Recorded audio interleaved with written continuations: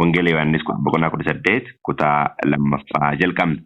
Kutaa tokkoffaa yeroo xumurreet hin jennu naannoo lakkoofsa 18 17 irratti akkasi dhaabne maal jedhaa 18 irratti xumbureen karra eeddu sun Phexrosiin atis bartoota namicha kanaa keessaa tokko mitiiree jetteen inni immoo ana mitii jedhe.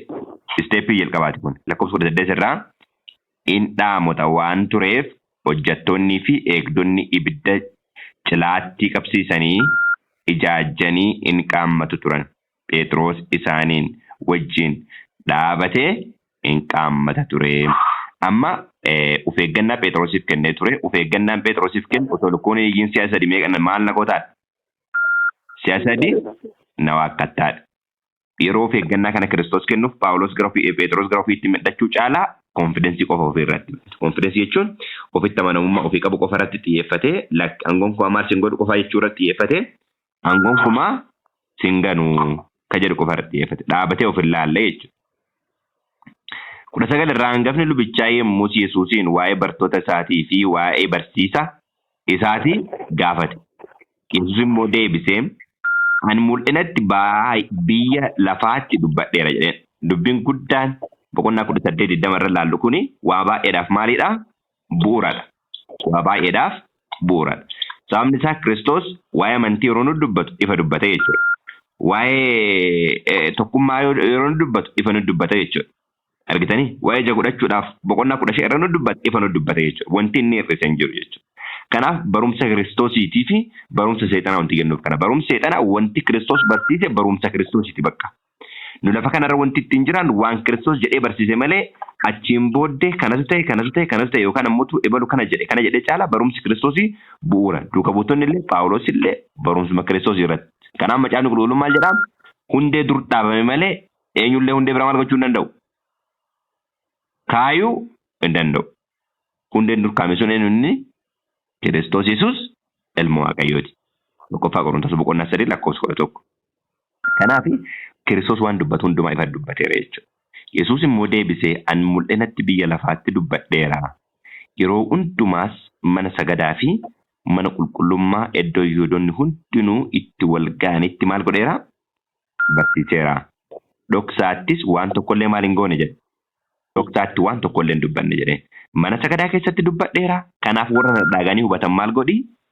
Gaafadhu. Warra dhaganii hubatan gaafadhu isaan sitti immoo jedheen. 21 irratti egaa maaliif na gaafattaree?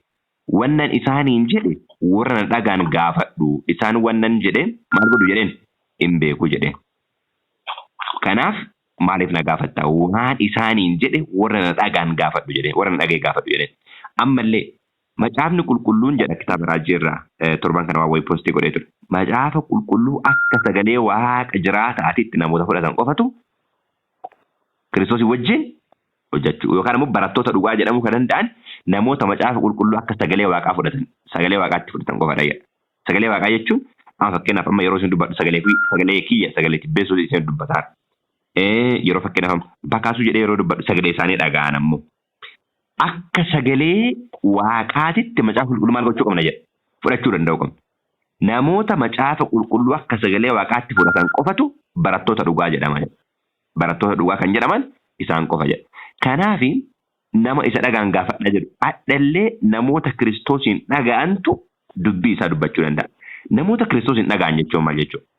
Namoota Kiristoosiin dhaga'an jechuun exactly waan barraa'e akkuma barraa'etti namoota dubbatan jechuudha. Namoota Kiristoosiin dhaga'an jechuun waan barraa'e akkamitti akkuma barraa'etti isarraa akkuma barraa'e namoota dubbatan jechuudha. Waan biraa walitti hin dabaleen isaan gaafadhu jedheen. Yeroo inni kana jedhetti eegdota isaa bukkee dhaabbatan keessaa tokko akkasitti hangafa lubaatiif deebiftaa jedhee maaddii isaa maal godhe? Kabale. Hangafni lubaa eegduu qaba. Hangafni lubaa maal qaba obboloota koo? Eegduu qaba. Kiristoos ilmi Waaqayyoo garuu eegduun qabu deeggaraallee hin qabu. Argitanii dubbiin hagam gargar fagaata. Kabalee ka'eetii achiin booda deebii inni kana achi booda deebiseetu isinitti ulfaata. Deebiin inni achiin booda ulfaate achiin booda deebise deebii baay'ee ulfaatu ture. Deebiin inni achiin booda deebise. Kan maal jedhu ture? Maal jedheen Kiristoos? Yesuus deebisee yoon daba dubbadheera ta'e daba sana mul'isii maal godhi? Dhugaa ba'i. Dubbii qajeelaa yoon dubbadhe garuu maaliif maal na goota jedheen? Maaliif na rukuttare jedheen. Daba dubbadhe yoo ta'e isa mul'isii maal godhi bakka itti maal godhi jedheen? Baasi. Isa mul'isii bakka itti baasi. Isa dubbadhu jedheen. Yoon taane garuu maaliif maal na gootare jedheen? Maaliif na kabaltaa? Maaliif na kabaltare jedheen? Ilama dubbiin jiru dubbiin Kiristoos ifaan ifatti dubbatee sin jedhe adhallee namni waan tokko yeroo dubbachuu barbaade dhugaa dubbii dubbachuu barbaade san maal gochuu qaba? Ifa baasee dubbachuu danda'u qaba jechuudha. Ifa baasee dubbachuu danda'u qaba. Yoo ifa baaseen dubbanne ta'e maal gochuun hin barbaachisu jechuudha. Adabbii walirra fudhatanii kanaan ati kana taasisan jechuun hin barbaachisu. Clearly dubbii barraa'e akka barraa'e dubbachuu qofatu ragaa ta'uu danda'aadha. Dubbiin cimaan asirraa barbaachisu kan Kiristoos jedhe. Yoon daba dubbadhe ta'e ifa godhi maal godhi jedheen? Ifa godhiti dubbadhu malee maaf na kabaltare jedheen. Jecha Kiristoos gara laafummaadhaan deebiseedha jechuudha. Anaaf isinillee ogummaadhaan dubbii garaa laafee namootaaf deebii kamiyyuu maal gochuu qabna? Deebisuu danda'u qabna jechuudha. Hannaanis ergasii Yesuusin akkuma inni hidhamee jirutti gara Qayyaafaa hangafa lubootaatti hangafa lubichaatti maal godhe jedha? Ergee jedha. Sababni isaa murteessuudhaaf akkuma inni jedhe waan tokkollee irratti maal hin goone? In ergine. Dhimma gara murteetti isa geessu in ergine. Kanaaf gara isaatti deebiseetiin jedhe jechuudha. Okay. 25 irraa Simoon Phexros dhaabbatee utuu ibidda qaqqaammachaa jiru warri kaan atis bartoota isaa keessaa tokko miti jedhanii isa gaafatan. Inni garuu ana miti jedhee gaafate. Jedhee deebise. Amma maal jedhee? Ana miti jedheen. Marsaa lammaffaa jechuudha. Dura eenyutu gaafate? Dura xomboree gaafate. Ishee yeroo gaafattu an lakkii jedheen.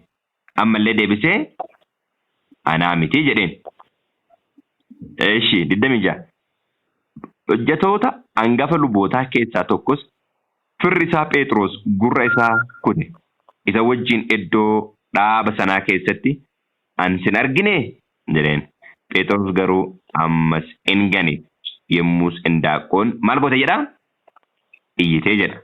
Yemmus indaaqoon iyyitee jedha. Ammallee hin gane jedha irra deebi'e. Iddoo biraatti inumaayyuu abaaraa angonkumaa maal hin godhu jedha? Isa hin beeku jedhee jedha. An isa sin jettan kana gonkumaa hin beeku jedhe. Inni kuni Maatewos boqonnaa 26 lakkoofsa 71 amma 78 yeroo dubbiftanii gara kallaa 71 irraa isin dubbisa. Maatewos boqonnaa 26 lakkoofsa 71 irraa gad dubbifname 71 irraa. Gara karra dallichaatti gadi bannaan xomboreen isheen tokko isa argitee warra achi dhaabbataniin namichi kun Yesuus nama Naazireet sana wajjin ture jette. Inni garuu ammas ganee nama kana ani hin beeku jedhee kakate. Nama kana ani hin beeku jedhee maal godhe jedha? Kakatee jedha. Yeroo xinnoo booddee warra achi dhaabbatan ol dhufanii Phexrosiin atis dhuguma isaan keessaa tokko akki haasaa keetiiyyuu si lafafaa jedhaniin. Akkuma ati dubbattiyyuu kan isaaf akka fakkaatu hin beekama si lafafaa jedhaniin. Yemmus inni immoo namicha kana ani hin beekuu jedhee of abaaruu kakachuutti ka'e. Achumaanis indaaqoon maal goote jedha? Iyyite jedha. Abaaruutti ka'e jedha argitanii. Amma kun anaaf isiniif jechuudha. Anaaf isiniif.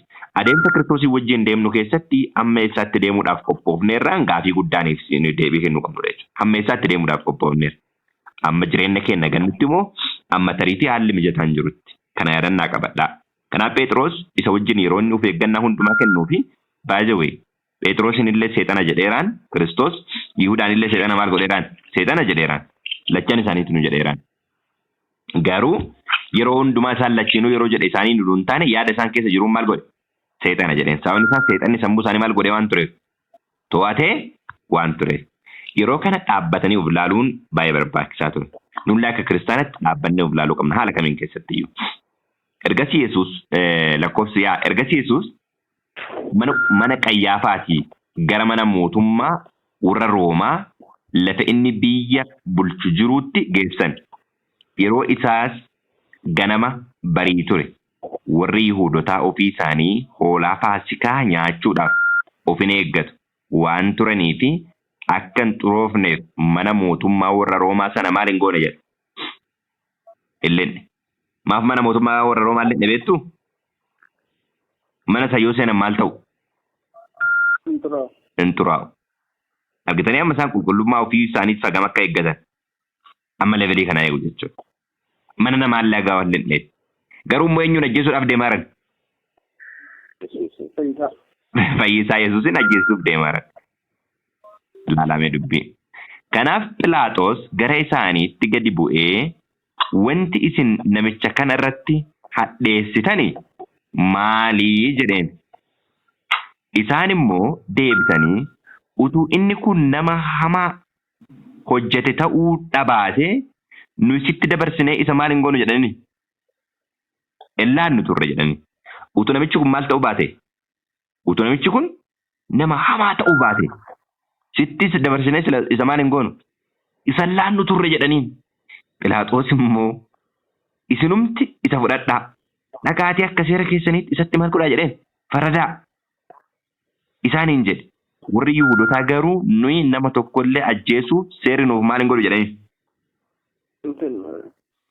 Amma waldaa keenya keessatti yeroo tokko argitu horii qaluun nuuf hin eeyyamu jedhaa akka namni qalee nyaatu. Wanta akkasiis hin qunnamee beeku.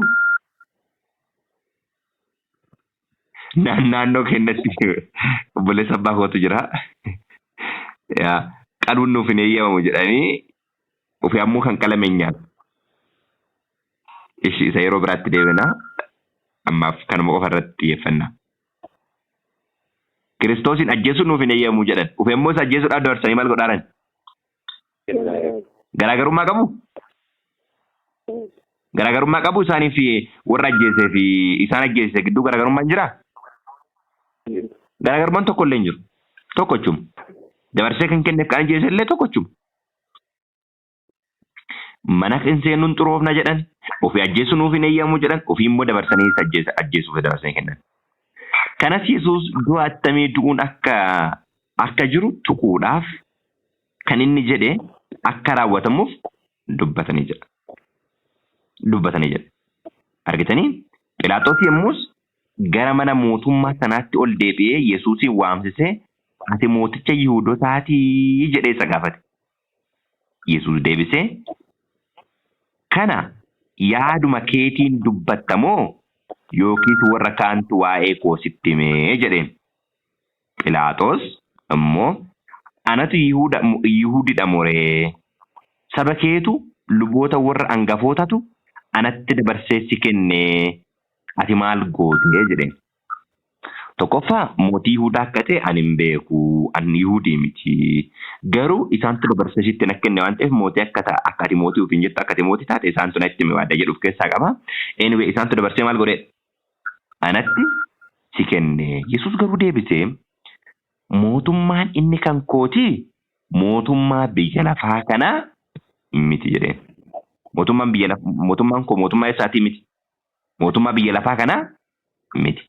Utuu mootummaa biyya lafaa kana ta'e akka ani warra Yihuudotaatti hin kennamneef namoonni koo anaaf maal godhu turan? Namoonni koo anaaf maal godhu turanii? Anaaf hin lollu turan. Garuu mootummaan inni kan kootii mootummaa biyya lafaa kanaa miti. Oduu gammachuudha. Maal jedhaa? Tokkoffaa Qorontos boqonnaa tokko lakkoofsa 9 irratti gara tokkummaa ilma isaatti kan nu waame Waaqayyo maalidha jedha? Amanamaadha jedha. Tokkoffaa Qorontos boqonnaa 1:9 irraa akkana jedha isin dubbisa. Waaqayyo inni gara tokkummaa ilma isaa Yesuus Kiristoos gooftaa keenyatti isin waame maalidha jedha? Amanamaadha jedha. Tokkummaa isaatti nu waame jechuun inni abbaa isaa wajjin tokko waan ta'eef gara mootummaa ilma isaa jedha Qolaasiyaas irratti mootu. Qolaasiyaas irratti akkana jedha. Qolaasiyaas 1:13 irraa. Qolaasiyaas 1:13 irraa inni aboo dukkanaa jalaa nu baasee gara mootummaa ilma isaa jaallataatti maal nu godhe jedha? Nu dabarse jedha. Mootummaan isaa immoo mootummaa biyya lafaa kanaa miti. Mootummaa biyya lafaa kanaa miti yeroo jedhu lafa kana irratti Kiristoos aangoon qabu jechuu miti. Miseensummaan inni nu qopheessaa jiru miseensummaa biyya lafaa kana dhuun taane kan eessaati jechuudha. Kan eessaati? Kan samiiti.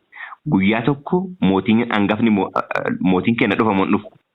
Hin dhufa. Dhagaan gaararraa konkolaattee dhuftu hin dhufti. Dhagaan gaararraa konkolaattee dhufu mootummaa isa waaqarraa dhufu yoo ta'u mootummaa isa waaqarraa dhufu jechuun immoo miseensi mootummaa kanaa eessa jira jechuudha.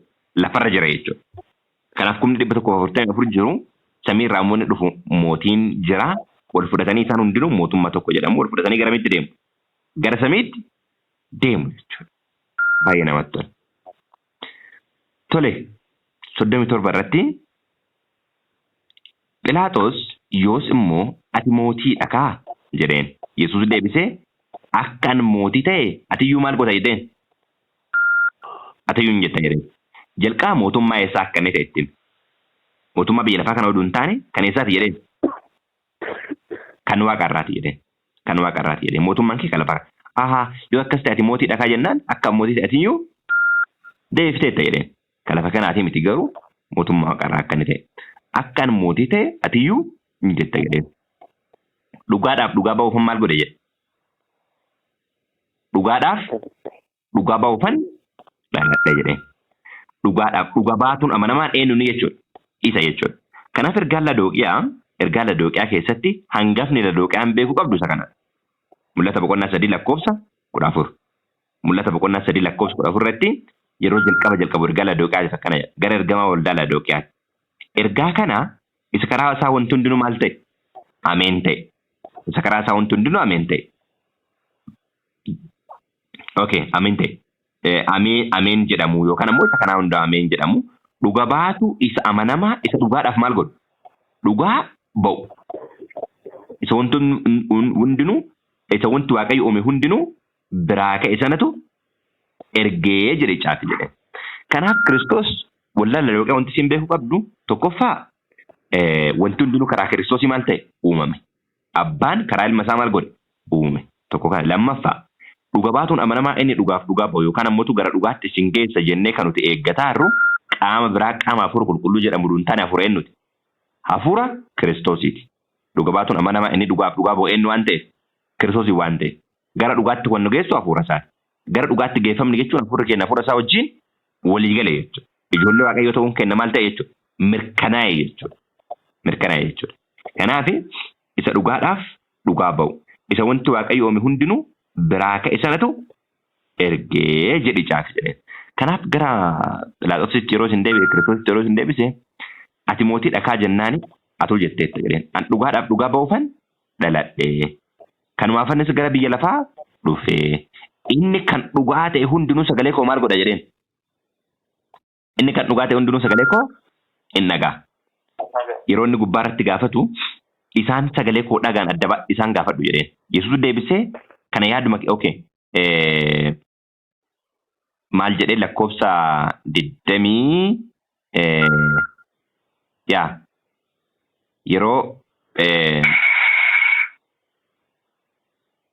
yeroo isa gaafatanii jedhanii yeroo deebisuu fi ani ifaan ifatti dubbadhe 21 egaa maaliif na gaafattaree waan isaaniin jedhe warra na dhagaye maal godhe jedheen 21 irra gaafadhu jedheen warra na dhagaye gaafadhu jedheen. Asirratti ammoo warroonni dhaga'anii Yesuus deebii kenne Yesuus amma deebii yeroo kennuuf yaada akkana jedhu dubbate 38 irra kanarratti Phiilaaxoos dhugaan maal inni jedheen? Dhugaan maal inni jedheen? Dhugaadhaaf dhugaa ba'uufan dhaladhe jedheen. Dhugaan maal inni jedheen? Gaafiin kun gaafii baay'ee murteessaadha. Dhugaan maal inni? Gaafiin goofti garuu ga'a miti. Deebii isaallee dhageeffachuun murteessaa miti. Murteessaadha. Phiilaaxoos kanarra deebiin dhageeffanneef. Kana jedheeti kana dubbatee ammas gara warra Yihuudootaatti gadi ba'ee andaba tokkollee isarratti maal hin goone jedhe?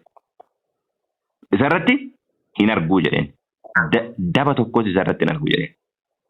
Sababni isaa waan deebisuu qabu clearly to the point waan deebisuu qabu deebisaaf ture waan. 39. Garuu Faasikaatti nama hidhame tokko akka inni gadhiisu amala godhataniittu mooticha Yihuudootaa kana akka isiniif gadhiisu hin feetu isaaniin jedhe. isaanitti iyyanii isa kana miti barbaa malee jedhanii barbaan kun immoo maal ture jedha? Saamtu ture. Barbaan kun immoo saamtu ture. Okay. Amma pointiin kun pointii xiqqoo murteessaadha.